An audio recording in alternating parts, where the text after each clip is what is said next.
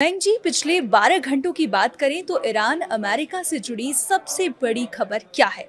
क्या आपको लगता है कि ट्रंप इजराइल के जरिए ईरान पर बड़ा हमला करवा सकते हैं? देखिए पल्लवी, अगर इस वक्त की अहम और बड़ी खबर की बात की जाए, हम अमेरिका और ईरान के बीच जो जंगी हालात हैं उसकी हम बात करेंगे। लेकिन उसके पहले एक ऐसी खबर आई है जिसने CIA को और मोसाद को हिलाकर रख दिया है, और ये खबर आई है नॉर्थ कोरिया से। देखिए, लगातार इस तरह की बातें सामने आती रही हैं कि क्या ईरान का कोई सीक्रेट न्यूक्लियर प्रोग्राम जो है वो नॉर्थ कोरिया में चल रहा है। इस तरह के सवाल हमेशा उठाए जाते रहे हैं।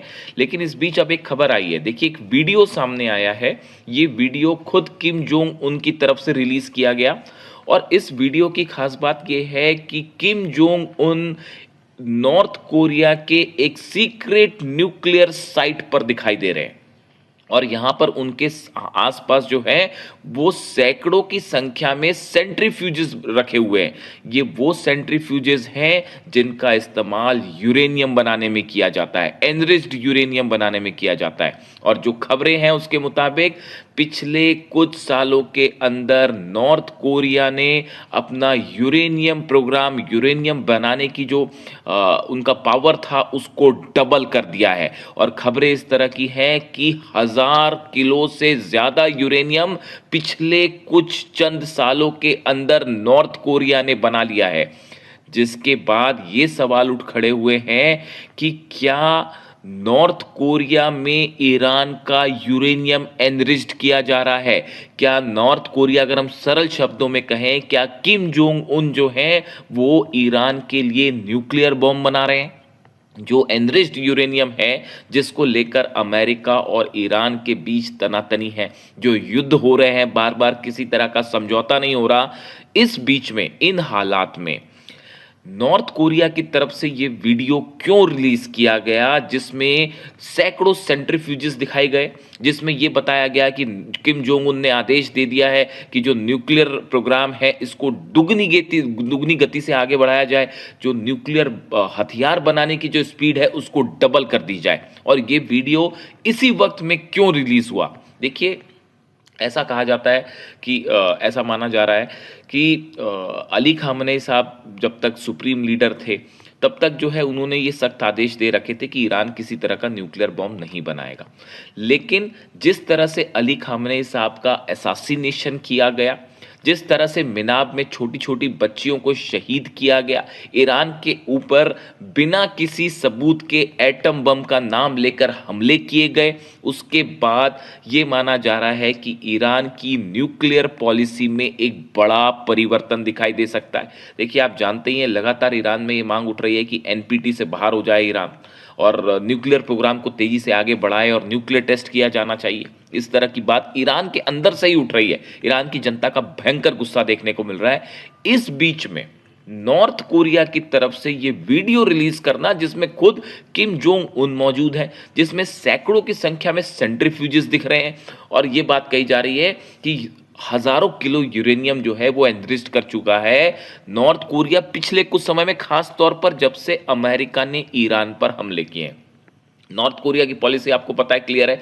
वो ये चाहता है कि न्यूक्लियर बॉम्ब होना एक डिटरेंट का काम करेगा। अगर आपके पास न्यूक्लियर बॉम्ब है तो दुनिया की कोई ताकत आप पर हमला करने की हिम्मत नहीं कर सकती, ना ही आपके ऊपर किसी तरह का जो है वो आपकी इच्छा के बिना जो है कोई काम हो सकता है, आपसे कराया जा सकता है। अब यही पॉलिसी क्या ईरान ने भी अडॉप्ट की है? और सबसे बड़ा सवाल, ईरान और नॉर्थ कोरिया का ये सीक्रेट मिशन, क्या किसी तरह का कोई मिशन चल रहा है नॉर्थ कोरिया में? और ये सीक्रेट न्यूक्लियर साइट की बार बार बात हो रही है। साउथ कोरिया की तरफ से भी इस तरह की बातें कही गई कि एक सीक्रेट न्यूक्लियर साइट है नॉर्थ कोरिया की जहां पर बड़े स्तर पर न्यूक्लियर प्रोग्राम चल रहा है। और अब उसी की तस्वीर क्या किम जोंग उन ने रिलीज की? और इसी वक्त ये तस्वीर क्यों रिलीज की गई? आप देखिए, लगातार पिछले 15 दिनों के अंदर 4 बार अमेरिका ने हमले किए हैं ईरान के ऊपर, और ईरान ने भी करारा पलटवार दिया। यूरेनियम को लेकर सारी बातचीत फेल हो चुकी है। इस बीच में नॉर्थ कोरिया की तरफ से अपने न्यूक्लियर प्रोग्राम का, न्यूक्लियर सेंटर का वीडियो रिलीज करना, यूरेनियम के स्टॉक पाइल को डबल करने का ऐलान, और साथ में अपने सेंट्रीफ्यूजेस दिखाना, ये सीधा सीधा डोनाल्ड ट्रंप को इशारों इशारों में चेतावनी दे दी है नॉर्थ कोरिया ने। और सिर्फ नॉर्थ कोरिया ही नहीं, इसको माना जा रहा है कि ये नॉर्थ कोरिया ने ईरान के लिए भी बड़ा संदेश दे दिया है। ईरान के नॉर्थ कोरिया का संदेश वाया ईरान सीधा डोनाल्ड ट्रंप को गया है कि अगर आप चाहते हैं कि किसी देश का न्यूक्लियर प्रोग्राम रोक देंगे तो आप नहीं रोक सकते। अगर आप सोचते हैं कि किसी देश का यूरेनियम हासिल कर लेंगे हमले करके तो आप ऐसा नहीं कर सकते। अगर आप सोचते हैं कि टॉम हॉक मिसाइल से हमले करके और एयरक्राफ्ट कैरियर से हमले करके आप किसी देश की न्यूक्लियर पॉलिसी को बदल देंगे तो आप ऐसा नहीं कर सकते। यह संदेश दिया है किम जोंग उन ने और ईरान ने सीधा डोनाल्ड ट्रंप को। और इस वीडियो के सामने आने के बाद CIA, मोसाद समेत तमाम न्यूक्लियर जो मामलों के जानकार हैं उन सब के कान खड़े हो गए हैं कि जिस डंके की चोट पे ये न्यूक्लियर साइट दिखाई गई है, क्या बहुत बड़ा कुछ डेवलपमेंट हो रहा है नॉर्थ कोरिया में जो कि ईरान से रिलेटेड है और जिसका जल्द अनाउंसमेंट भी हो सकता है। देखिए वो ऐसी तमाम खबरें हैं जिसको लेकर सनसनी फैल गई है। इसी बीच देखिए डोनाल्ड ट्रंप का एक और बयान आया है। डोनाल्ड ट्रंप ने पत्रकारों के बीच साफ तौर पर ये बात मान ली, ये बात स्वीकार करी कि ईरान वेनेजुएला नहीं है। देखिए डोनाल्ड ट्रंप ने आखिरकार ये बात मान ली जो बार बार कहा जा रहा था। डोनाल्ड ट्रंप ने खुद कहा कि हमने जिस तरह का ऑपरेशन वेनेजुएला में किया, मादुरो को चंद मिनटों के अंदर हमने पकड़ लिया और वेनेजुएला में जिस तरह का यूरेनियम एनरिचमेंट का प्रोग्राम चल रहा था हमने उस यूरेनियम को भी हासिल कर लिया। लेकिन इस तरह की कोई कार्रवाई ईरान में नहीं की जा सकती।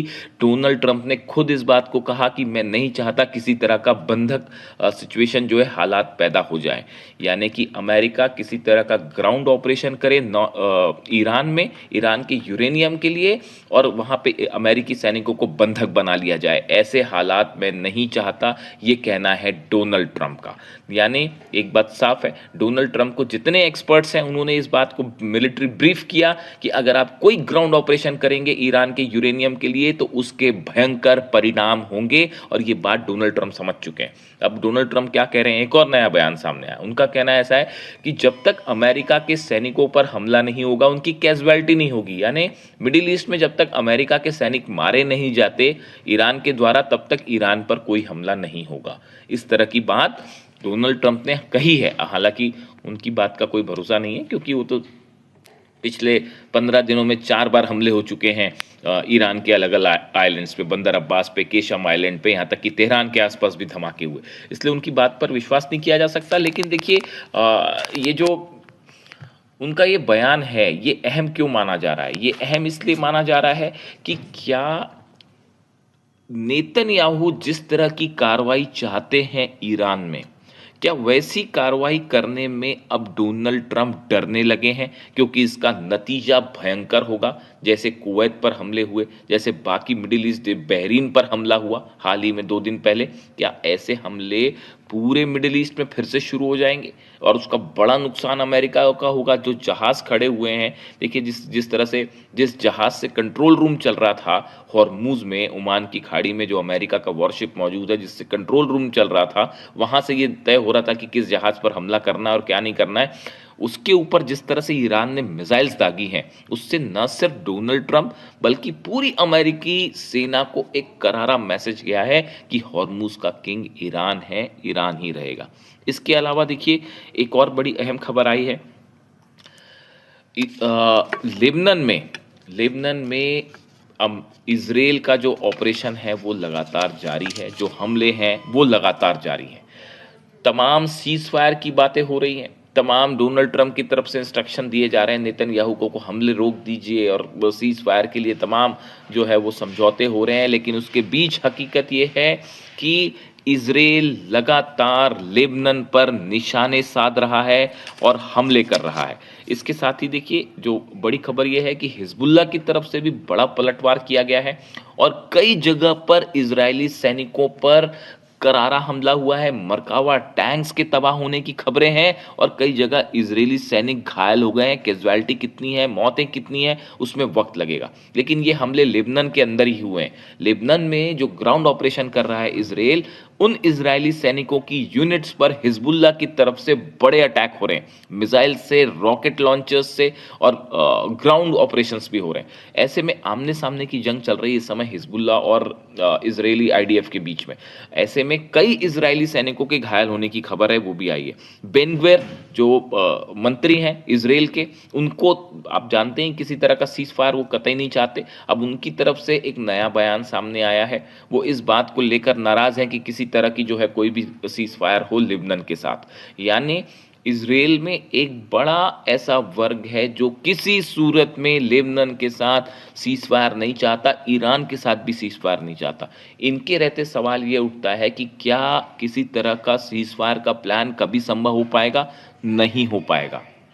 शायद यही वजह है कि ईरान की तरफ से ये ऐलान कर दिया गया है कि जब तक लेबनान में पूरी तरह से शांति नहीं होगी तब तक ये जंगी हालात ऐसे ही बने रहेंगे। ईरान की सेना ने ये कह दिया है, आईआरजीसी की तरफ से बयान आया है जिसमें ये कहा गया है कि ये जंग जब तक चलती रहेगी जब तक लेबनान से इजराइल की सेना पूरी तरह से बाहर नहीं हो जाती। बात नंबर एक। बात नंबर दो, पूरे मिडिल ईस्ट से जब तक अमेरिका के सोल्जर्स, अमेरिका के जहाज, अमेरिका के बेसेस हट नहीं जाते तब तक ये जंग चलती रहेगी। इतना ही नहीं, ईरान के कई कमांडर्स ने तो यहां तक कह दिया है कि इजराइल के रहते जब तक इजराइल है तब तक किसी तरह की कोई जंग रुक ही नहीं सकती।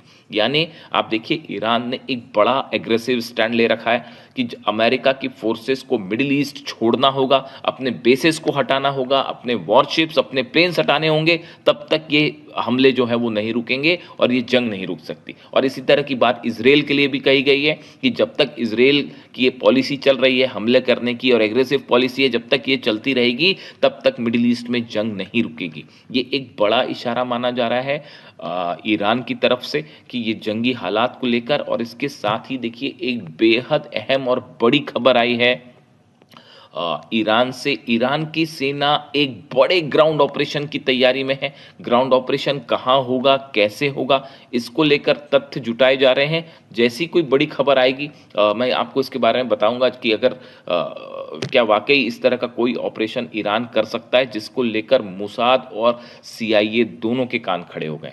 यानी आज की डेट में अगर आप बात करें, हालात ये हैं, एक तरफ देखिए रूस पे और यूक्रेन के बीच में जंग बढ़ती जा रही है और नेटो और पुतिन आमने सामने हैं। आप इसको लेकर बड़े हम अलग से बात करेंगे कि आखिर क्यों। आप देखिए कनेक्शंस में आपको बार बार बोलता हूं कि यहाँ हमले होते हैं, नतीजा होता है यूरोप और यूरोप में जो है यूक्रेन के बीच में और रूस के बीच में जो है वो जंगी हालात बढ़ जाते हैं। हमले होते हैं ईरान और अमेरिका के बीच में एक दूसरे के ऊपर, और दूसरी तरफ जो है आप देखिए कि चाहे ऑयल स्टेशन हो, चाहे मिलिट्री इंस्टॉलेशन हो रूस के, उस पर यूक्रेन हमले करने लगता है। यानी ये वॉर आपको अलग अलग लगे भले कि भाई ईरान अमेरिका से लड़ रहा है, उधर रूस यूक्रेन से लड़ रहा है, नॉर्थ कोरिया का न्यूक्लियर प्रोग्राम क्या चल रहा है, लेकिन हालात ये हैं कि ये सारी सिचुएशंस जुड़ी हुई हैं और एक बड़ा अंडरस्टैंडिंग है चीन के बीच में, रूस के बीच में, और अब नॉर्थ कोरिया की भी एंट्री मानी जा रही है इस न्यूक्लियर साइट को दिखाने के बाद से। जो भी इससे जुड़ा अपडेट होगा आप तक पहुंचाऊंगा। Thank you so much.